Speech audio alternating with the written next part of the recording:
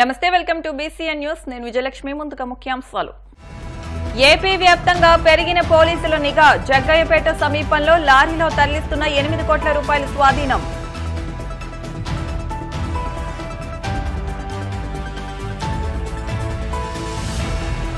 ఏపీలో ప్రజలు మార్పు కోరుకుంటున్నారన్న టీడీపీ మాజీ ఎంపీ కనకమేడల సైలెంట్ ఓటు కూటమికే ప్లస్ అవుతుందని ఆశాభావం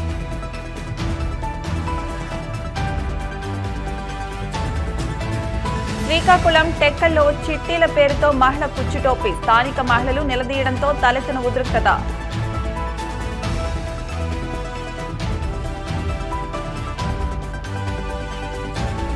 తెలంగాణలో 10 కంటే ఎక్కువ ఎంపీ సీట్లు గెలుస్తామన్న అమిత్ షా ప్రధాని మోదీ చెప్పిందే చేస్తారంటూ స్పష్టం ఏపీలో ఎన్నికలకు ఇంకా 3 రోజులు మాత్రమే ఉంది. సమయం తక్కువగా ఉండడంతో ఓటర్లకు నగదును పంచేందుకు పలు పార్టీలు పెద్ద ఎత్తున నగదును పంచేందుకు సిద్దమవుతున్నట్లు తెలుస్తోంది. ఈ నేపథ్యంలో సెన్సిటివ్ గా గుర్తించిన నియోజకవర్గాలు సహా అనేక ప్రాంతాల్లో పోలీసులు నిఘాను ముమ్మరం చేశారు. ఈ క్రమంలోనే ఏపీ ఎన్నికల దృష్ట్యా పోలీస్ బృందాల పెట్రోలింగ్ తనిఖీల్లో భాగంగా ఎన్టీఆర్ జిల్లాలోని జగ్గయ్యపేట పరిధిలో భారీగా నగదును పట్టుకున్నారు.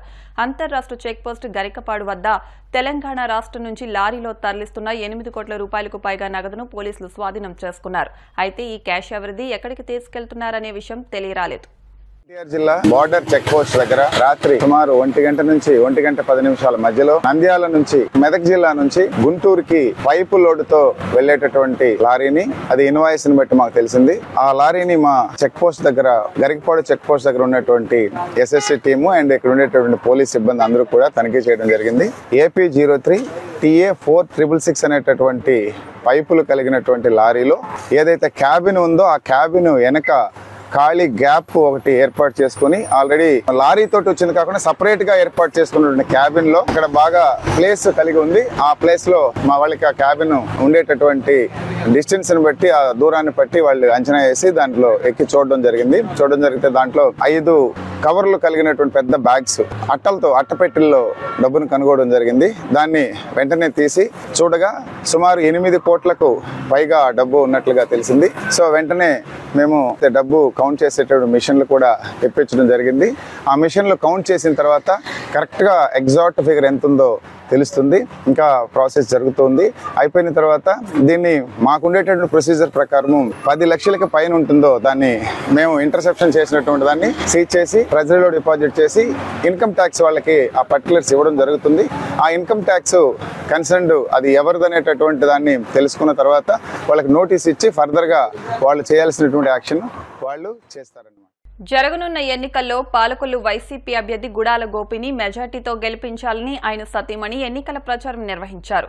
పశ్చిమ గోదావరి జిల్లా పాలకొల్లు మండలం యాలవాని గరువులో జరిగిన కార్యక్రమంలో నాయకులు కార్యకర్తలు పాల్గొన్నారు.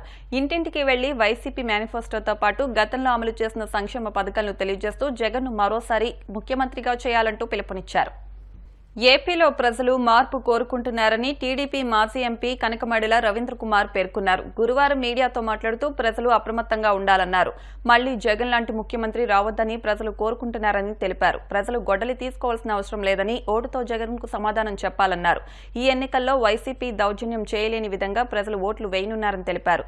ఏపీలో ప్రజలు సైలెంట్ ఓటు వేయనున్నారని అన్నారు. జగన్ నుంచి ప్రజలు విముక్తి, భూములు కాపాడుకోవాలంటే ఎన్డీఏ కూటమిని చంద్రబాబును సీఎంగా గెలిపించాలని కోరారు. ఏపీలో ఆదివారం బ్యాంకులు ఓపెన్ చేయమండంపై అనుమానం కలుగుతోందన్నారు. జగన్ బటన్ నొక్కితే సాక్షికి డబ్బులు వెళ్లాయి కానీ పథకాలకు వెళ్లలేదని విమర్శించారు. జగన్ అధికారంలోకి వచ్చారని ఇప్పుడు తండ్రి ముఖం కనిపించకుండా చేస్తున్నారని అన్నారు. విజయవాడలో రోడ్ షోతో 3 పార్టీలు కలిపి చేసినటువంటి రోడ్ షోలు కనుక పరిశీలించుకున్నట్లయితే ప్రజలు నిర్ణయానికి వచ్చేసారు. కూటమిని గెలిపించుకోవాలి, జగన్మోహన్ రెడ్డి గారిని ఇంటికి పంపించాలని. అది మనకు అర్థమైపోతున్నది. ఎందుకంటే జగన్మోహన్ రెడ్డి గారు కూడా ఆయన ముఖ కవళికల రీత్యా ప్రజలకు ఒక సందేశం ఇచ్చారు. ఏంటంటే జనరల్గా ఆయన ఏంటంటే సాగు దగ్గరికి వెళ్ళినా కూడా నవ్వుతాను ఉంటాడు. పాపం ఆయనకే పాపం అదొక అలవాటు.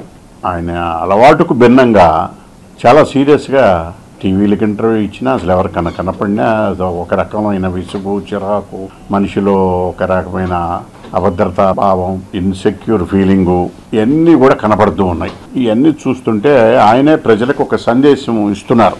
ఎందుకంటే వైనాట్ 175 నుంచి మేము సిద్ధం ఎన్నికలకు అనే దగ్గర నుంచి సన్నగిల్లుతుంది అంటే ఎన్నికలు సజావుగా జరుగుతాయా లేవా అనేటువంటి దాని మీద సన్నగిల్లుతుంది అనే దగ్గర దాకా కాలక్రమేణా మార్పు వస్తూ ఉంటుంది. సహజం, అది మార్పు రావడంలో తప్పులేదు. కానీ అయితే ఆయన గ్రహించిన దానికి కారణం కూడా తెలుసుకోగలిగితే ప్రాబ్లం ఉండదు ఆంధ్రప్రదేశ్ ప్రజలకి. మనలో ఉన్న అహంకారం, విధానం, కక్ష సాధింపు, పగ సాధింపు, మన యొక్క మాటే చెల్లాలి, నీ కుటుంబం వరకు చెల్లించుకో, అన్నదమ్ములు, అక్క చెల్లెళ్ళు, తండ్రి కొడుకులు కింద మీద పడవచ్చు. కానీ నీ వ్యవహారాలను, నీ ఆలోచన విధానం రాష్ట్రం మీద పెట్టడం ద్వారా రాష్ట్ర ప్రజల యొక్క భవిష్యత్తుతో మీరు ఆడుకుంటున్నారు అన్నటువంటి విషయం చాలా స్పష్టంగా కనపడుతున్నది. అది అన్నమయ్య డ్యాములో 30 మంది కొట్టుకుపోయారు. పింఛన్ల దగ్గర నువ్వు చేసిన రాజకీయానికి సుమారు 50 మంది బలయ్యారు. ఇలా ప్రతి చోట నీ రాజకీయ ప్రయోజనాల కోసం అనేక మందిని మీ బలి చేస్తూ ఉన్నారు మీరు.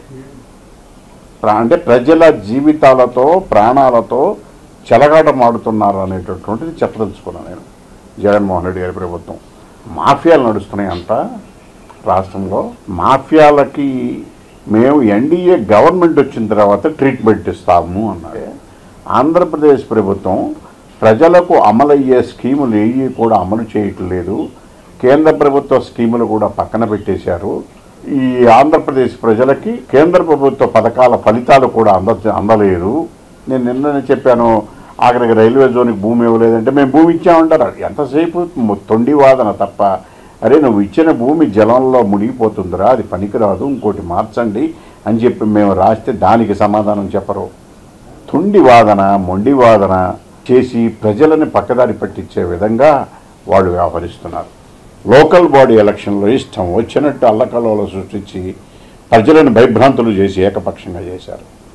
అదే ప్రయత్నం, మళ్ళీ అదే ప్రయోగం ఇప్పుడు ఎన్నికల్లో చేయాలని చెప్పేసి ఆలోచనలు చేస్తున్నారు, కుట్రలు పన్నుతున్నారు. కనుక ప్రజలు అప్రమత్తంగా ఉండి మనం గెలుస్తామని ఉన్నప్పటికీ, ప్రజలందరూ సిద్ధంగా ఉన్నప్పటికీ వ్యవస్థలను స్వతంత్రంగా పనిచేయనివ్వకుండా ఉండటంలో వైఎస్ఆర్సీపీ గవర్నమెంట్, ముఖ్యమంత్రి జగన్మోహన్ రెడ్డి గారు ఆరితేరి ఉన్నారు. గనక అప్రమత్తంగా ఉండి ఎన్నికలలో వాళ్ళ యొక్క ఓటు హక్కును వాళ్లే వినియోగించుకుని ఎన్నికల్లో ఎన్డీఏ కూటమికి విజయం కట్టబెట్టాలని చెప్పి, తద్వారా ఆంధ్రప్రదేశ్ రాష్ట్రాన్ని కాపాడుకోవాలని, జగన్మోహన్ రెడ్డి నుంచి విముక్తి పొందాలని, చంద్రబాబు నాయుడు గారిని ముఖ్యమంత్రిగా ఎన్డీఏ కూటమిని గెలిపించాలని చెప్పి విజ్ఞప్తి.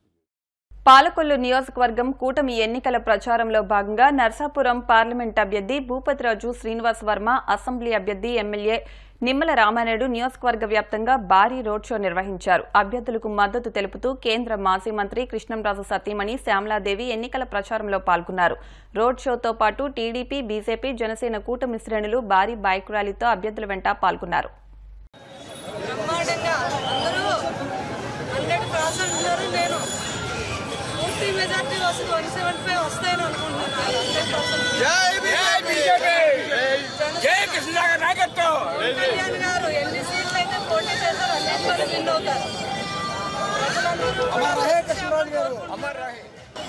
జూన్ 4న జరిగేటువంటి కౌంటింగ్ లో ఈ పార్లమెంట్ సభ్యుడిగా ఉన్న నేను 7 అసెంబ్లీ సభ్యులు 1+7 మొత్తం 8 కూడా రాష్ట్రంలోనే అందరికన్నా అతిపెద్ద మెజార్టీతో మేము గెలవబోతున్నాం అనేటువంటి విషయం మీ అందరికీ కూడా తెలియజేస్తాం. నరసాపురం పార్లమెంటు తెలుగుదేశం, జనసేన బలపరిచినటువంటి బీజేపీ అభ్యర్థిగా శ్రీనివాస్ వర్మ గారు విజయాన్ని కాంక్షిస్తూ, అదేవిధంగా పాలకొల్లు నియోజకవర్గ అసెంబ్లీ అభ్యర్థిగా జనసేన, బీజేపీ బలపరిచినటువంటి మరి నన్ను ఆశీర్వదించాలని మేమిద్దరం కూడా ఏదైతే పాలకొల్లో చేస్తున్నటువంటి మరి యొక్క ర్యాలీ చూస్తూ ఉంటే ఒక విజయోత్సవ ర్యాలీని తలపించేటువంటి విధంగా ప్రజలు పెద్ద ఎత్తున తరలి వచ్చి కార్యకర్తలు అందరూ కూడా కథం తొక్కుతున్నటువంటి పరిస్థితి ఈ ర్యాలీలో మనందరం కూడా చూస్తూ ఉన్నాం. ఏదైతే ఈ యొక్క ర్యాలీని చూస్తూ ఉంటే మరి జగన్ విముక్తి ఆంధ్రప్రదేశ్ ఏదైతే లక్ష్యంగా పెట్టుకుని నరేంద్ర మోడీ, చంద్రబాబు నాయుడు గారు, పవన్ కళ్యాణ్ గారు ఏదైతే పనిచేస్తున్నారో ఆ యొక్క జగన్ విముక్తి ఆంధ్రప్రదేశ్ లక్ష్యం నెరవేరినట్లుగానే ఈ యొక్క విజయోత్సవ ర్యాలీ చూస్తూ ఉంటే మనందరికీ కూడా కనిపిస్తున్నటువంటి పరిస్థితి. ఏదైతే మరి జగన్మోహన్ రెడ్డి మేనిఫెస్టో మనం చూసాం. ఎవరైతే వైఎస్ఆర్సీపీ నాయకులు సైతం వాళ్లే పెదవి విరుస్తున్నటువంటి పరిస్థితి. ఎందుకంటే ఇప్పటికే ప్రజాదరణ కోల్పోయినటువంటి స్థితిలో నాయకులు ముఖం చాటేస్తున్నటువంటి స్థితిలో వాలంటీర్లు సైతం వైసీపీ పార్టీపై తిరగబడుతున్నటువంటి దశలో కనీసం ఏదైనా మేనిఫెస్టో అయినా జనరంజకంగా ఉంటుందేమో అని పాపం ఆ వైఎస్ఆర్సీపీ కార్యకర్తలు ఆశిస్తే మరి రేపటి ఓటమిని ఈ రోజే అంగీకరించినట్లుగా జగన్మోహన్ రెడ్డి మేనిఫెస్టో ఉండడంతో మరి ఈ యొక్క వైసీపీ కార్యకర్తలు కూడా చేతులెత్తేసినటువంటి పరిస్థితి ఈవేళ ప్రతి ఓడలోనూ ప్రతి వీధిలోనూ కూడా కనిపిస్తున్నటువంటి పరిస్థితి. తన్ను గెలిపిస్తే అన్ని రంగాల్లో ఈ నియోజకవర్గాన్ని అభివృద్ధి చేస్తానని కాంగ్రెస్ పార్టీ నర్సాపురం ఎంపీ అభ్యర్థి కేబీఆర్ నాయుడు పేర్కొన్నారు. నర్సాపురం పార్లమెంటరీ నియోజకవర్గ వ్యాప్తంగా విస్తృతంగా ప్రచారం నిర్వహించారు. ఈ రోజు నర్సాపురం, పాలకొల్లు, ఆచంట, భీమవరం, తాడేపల్లిగూడెం తదితర ప్రాంతాల్లో నిర్వహించిన ప్రచారంలో ఆయన పాల్గొని మాట్లాడుతూ తాను ఎంపీగా విజయం సాధిస్తే యువతకు ఉపాధి కల్పించడంతో పాటు మహిళలందరికీ లబ్ధి చేకూరేలా కృషి చేస్తానని అన్నారు. కాంగ్రెస్ కేంద్రంలో అధికారంలోకి వస్తే ప్రత్యేక హోదా అలాగే పోలవరం పూర్తి చేయడంతో పాటు ఆక్వారంగం, కొబ్బరి సంబంధిత పరిశ్రమలను నెలకొల్పుతానని తెలిపారు. గ్రామాల్లో పాల ఉత్పత్తులను పెంచేలా డైరీలు నెలకొల్పడంతో పాటు గోదావరి వశిష్ట వారధి నిర్మాణానికి కృషి చేస్తానని హామీ ఇచ్చారు. ఈ ఎన్నికల ప్రచారంలో కనుమూరి బాపిరాజు, సిపిఎం జిల్లా కార్యదర్శి బి బలరాం, సిపిఐ నాయకులు, ఆయా నియోజకవర్గాల అభ్యర్థులు పాల్గొన్నారు. ఇప్పుడు కాసేపు ప్రకటనలో